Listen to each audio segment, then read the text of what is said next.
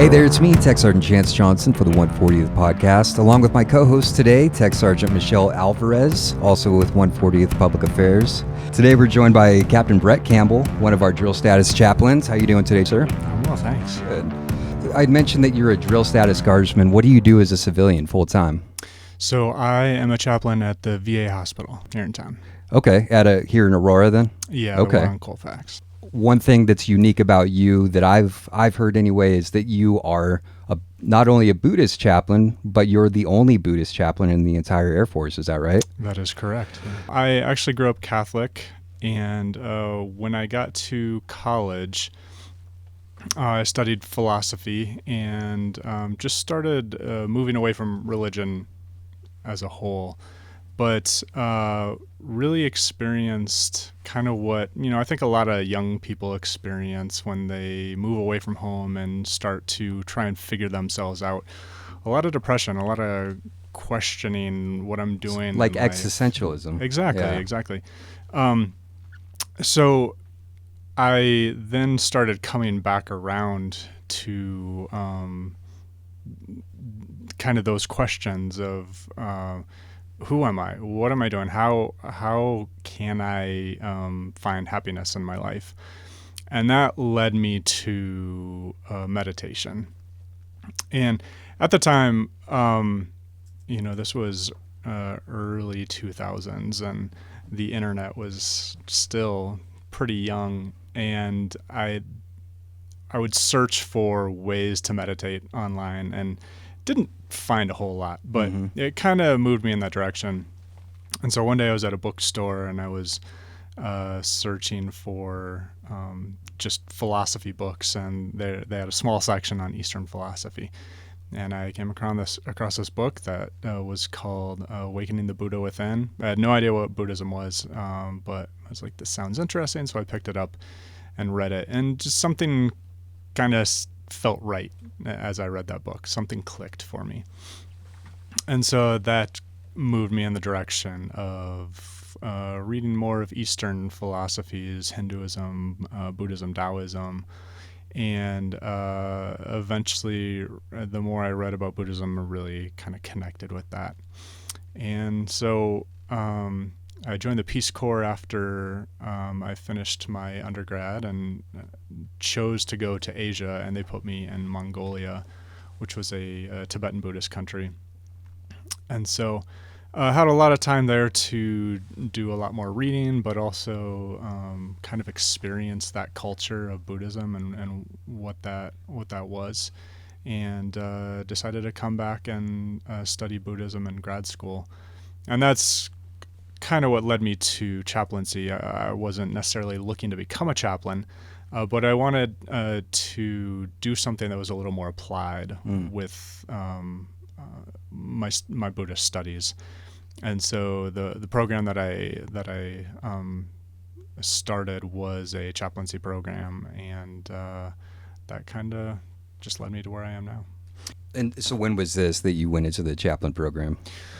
So I actually joined the Navy's Chaplain Candidate Program in 2010 when I started grad school. So each of the branches have a candidate program where you start school, and then you're commissioned and do officer training and do chaplain school while you're in your grad program. And so I did that. After I finished my grad program and finished the candidate program, I applied to the Navy Reserves, but was turned down, and so I got out for a year, and then decided that I really did want to do military chaplaincy, so applied to the Air Force and got in, and that's kind of led me. And where or when did you find yourself in the Air National Guard? So I just started with the 140th back in February. Okay. I had been an IMA in the reserves for about 5 or 6 years before that. Okay. Very cool. Very interesting.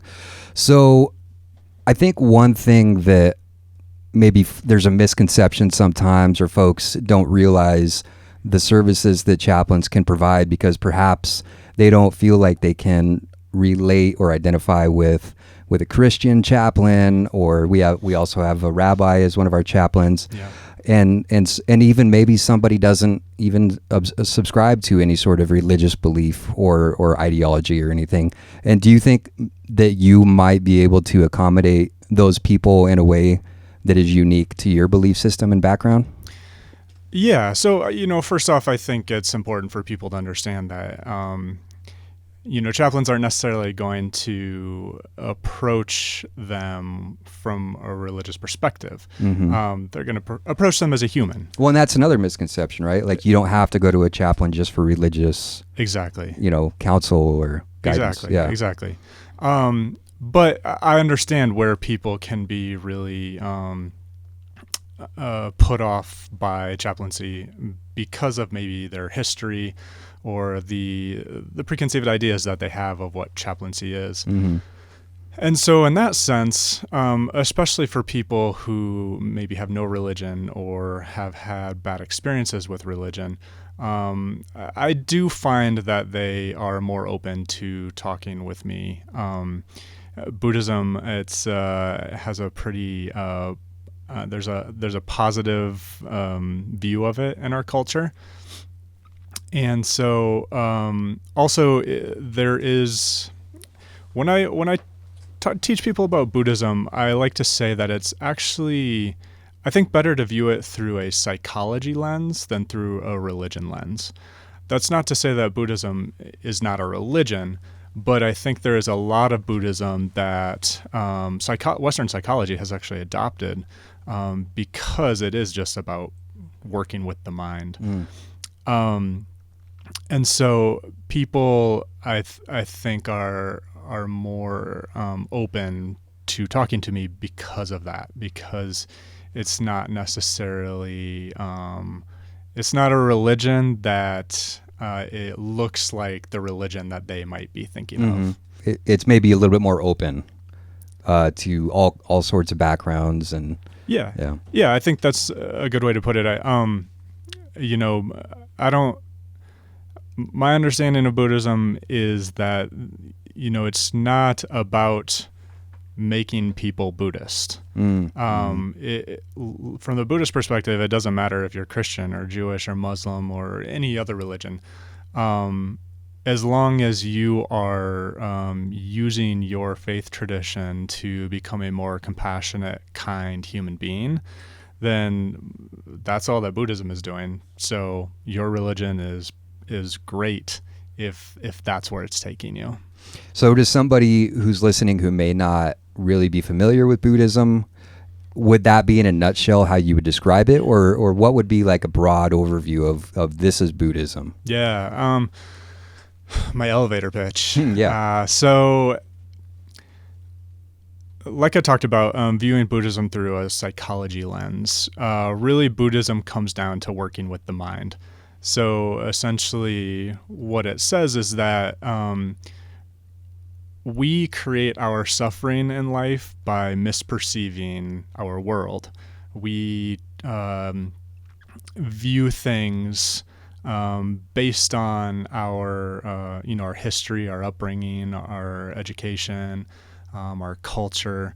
We view the world through that lens, which isn't always necessarily true. How we view that's a situation. Our reality, but yeah, exactly.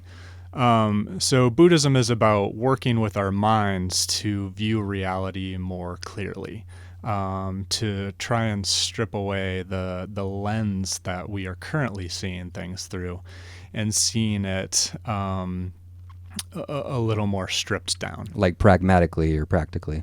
Yeah. My understanding is what you're kind of describing is ego. Like we create based off of our background, our experiences, our biases, this sort of thing. Like we look at things through this sort of lens that we've constructed over time, whether we know it or not. And it sounds like with what you're saying is that we just need to get out of our own way a lot of the time. Yeah, because when we approach the world through this lens, it leads to suffering because we're responding to people and situations in a way that might not be the best for the situation, because we're seeing it not as clearly as we could be. Okay. And so Right. Buddhism has a whole system. The Buddha just kind of developed a whole system of working with our mind through meditation and changing the way that we think and changing our relationship to our thoughts and our emotions, being more skillful in how we relate to those so that we can, again, like I talked about earlier, be more kind and compassionate and experience life more fully rather than trying to push away the things that we don't want to see or experience and only Right. go towards the things that we like. Staying in a comfort zone. Exactly. Yeah. Yeah. And I think, Buddhism it can often be viewed as a religion that is about kind of distancing ourselves from the world. But it's actually the complete opposite. The Buddha was saying, go into it. You have to experience everything. You have to go directly into your suffering if you want to figure out a way to not be controlled by it. It's something that I would think is kind of relevant for a lot of people today, regardless of who you are. It seems that you can't escape the news. Like, when I was growing up, you had the evening news and the newspaper, and that was pretty much where you got the majority of your current events and news and information. But now it's like you can't get away from it everywhere you turn. You're just inundated with it. And I say news lightly. I'm using air quotes because it's a lot of just sensationalism and things that I think are intended a lot of the time to kind of rile us up and so we're on social media and we're just inundated with it there, and everywhere else that we look, it's there. And I think that it maybe creates there's this concept called mean world syndrome. I'm not sure if you're familiar with it. So basically, like we view the world in a negative light that isn't really quite accurate. Yeah. But because we're constantly saturated in this information overload all the time, like we look at things as a lot harder than they are. And I was speaking with a coworker and friend a while back, and she was talking about like how she just feels like bogged down, like it's just too much, it's too heavy, like this is just like way too much bad news, like, and it just seems like it's never ending. But she also just doesn't feel like she can ignore it, because then it's like she's turning a blind eye to it in a way. So how would you, this I think is relevant because it's everybody seems to deal with it if you're amongst our culture. So how would you deal with something like that if you were feeling like those? Yeah. Well, again, I think it's understanding what leads to these negative thoughts and feelings for us. So many of us, we get so caught up in this cycle, the news cycle, the anger cycle, whatever this is for us, that we don't actually recognize what it's doing to us because we're so lost. We're just completely absorbed by it. And it's a commonplace as far as we're concerned. Yeah. Yeah. So, really it's about finding a balance. We don't need to spend 24 hours a day looking at the news, right? We can get the gist of what's going on in the world, in about 5 minutes a day, really. Yeah. But we go in, and there's not necessarily anything wrong with going a little deeper into the issues. But we do have to stay aware of what it's doing to our mind. I actually got rid of my smartphone because I was finding myself that I was very addicted to reading the news. And what I found is that it was making me dislike or hate other people. Yeah. And that is, I think, a lot of what news does to us because it is so adversarial. It's polarizing. These people are wrong, I'm right, and I'm reading all the news that I agree with. Yeah. Right. And so I'm just going deeper and deeper into confirmation bias. Exactly. Yeah.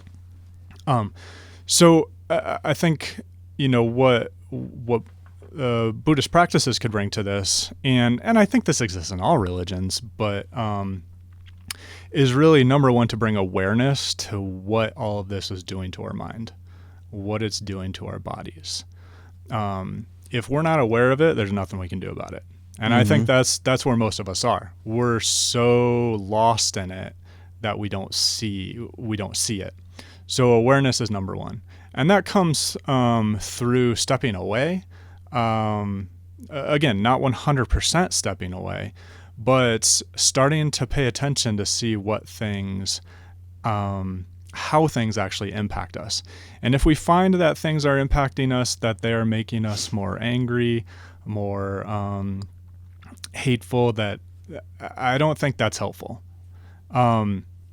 So really seeing what things are doing to our mind, stepping away from the things that are moving us in the direction of harmful emotions and thought patterns, and then really starting to I think focus on developing more kindness and compassion. And there are meditation practices for that. And again, this exists in all religions, prayer and all of these kinds of things, I think, do a similar thing. But those, they can, it's difficult for them to work if we are just, if we do 5 minutes of meditation on compassion and then we spend, 10 hours a day on our phone just kind of being angry. Right. So karma is often misunderstood as something that, you're going to get yours. What goes around comes around. Exactly. That's not necessarily how Buddhism views it. Karma is really more of how our thought patterns become stronger and stronger based on the power, the attention that we give them. So if we continue day after day to strengthen anger in our minds, that gets stronger and stronger and stronger, and then that's how we live. That's how we view the world. That's all karma is. So, really it's about changing our patterns, our thought patterns, our emotional reactivity patterns by focusing on those patterns and ways of thinking that are more beneficial, that are and helpful. That's a lot of mindfulness, just being present and exactly. Yeah. And so that, again, it comes down to that awareness. When we are aware of what we're doing, of how things are impacting us, then we can step away if we need to, or we can actually, work with the emotional, work with the emotions that are coming up for us. Okay. So, Chaplain Campbell, I just have a question. I know that you mentioned Buddhism allows you to bring a different lens to, like, the chaplain corps overall. How would you say, especially to somebody who's maybe a little bit hesitant to approach or engage in any kind of, what they perceive as, like, religious conversation, or, how would you basically explain what that different lens is? So if somebody is hesitant, to come to a chaplain or to view it as anything other than like a non-standard religion, what does that actually look like? Well, really, as a chaplain, I don't actually do much talking. People come to me, and I think if I'm doing my job right, they're doing all the talking. And so what my job is to help people find a way of viewing the world through their own perspective, that helps them find peace in times of stress. So for some people, that's religion. And so what I'm going to do as a chaplain is, and all chaplains do this, but what I'm going to do as a chaplain is help them go deeper into their own religion and help them find things in their faith tradition that again, helps them find that peace, or helps them find ways through stressful experiences in their lives. Now, if somebody doesn't have a religion, or they have no interest in religion, I'm going to do the same thing, but look at other things that they do in their life that can do the same thing. So spirituality is really about, and maybe this is, I think, answering your question too, from my perspective, what spirituality is. Again, it comes down to the mind. It's how we work with our mind in times of stress, in a certain part of spirituality. And so, whether that be getting into the mountains and going for a hike, or playing an instrument, or writing, or doing, if you're passionate about art, doing artwork, creating artwork, that can be spiritual practice for people.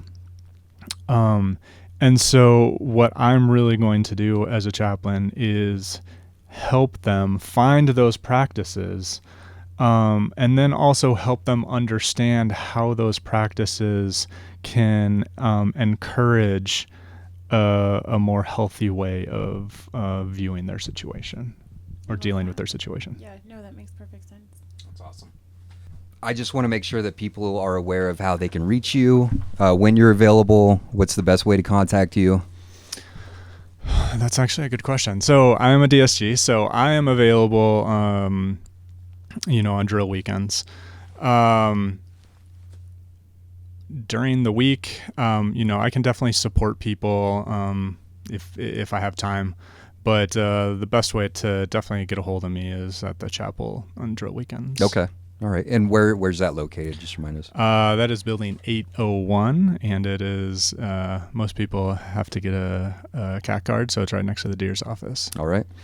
Do you have an email that you would feel comfortable leaving? Yeah, of course. Yeah. And what's that? Yeah, it's my name, so brett.campbell.3@us.af.mil. And is Brett B-R-E-T-T? B-R-E-T-T. And Campbell is C-A-M-B-E-L-L. C-A-M-P. Oh, P.